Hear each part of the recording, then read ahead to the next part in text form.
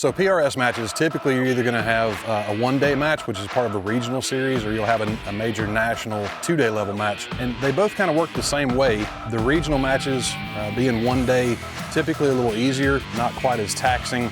And then the two-day matches, it's 2 full days of running and gunning. At either one, you're going to be required to engage targets of various sizes, anywhere from 300 to 1,200 yards. Under a time constraint, typically you have about a 90-second time limit, and you're going to be shooting from a variety of positions. You'll do some prone shooting where you're down on your belly, but most of the time you're going to be shooting off of different types of barricades, different rocks and things like this.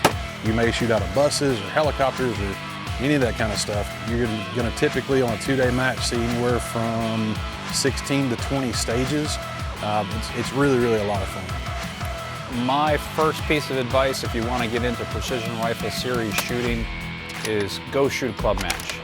Build some relationships with some good shooters, watch them, mimic them, do what they do, shoot how they do, and use the same gear that they do. The unique challenges in precision rifle shooting is knowing your gear and specifically knowing your ammunition. Ammunition is key. You have to know the speed, you have to know the BC, you have to trust your ballistic calculator, and then you have to execute on that. There's a lot of different variables, but I think that the #1 variable that you can fix is using quality ammunition. So when we're talking about competing in precision rifle events, one of the questions we get is how as a new shooter, what should I be looking for? You know, should I hand load? Should I use factory ammo? And what are the options?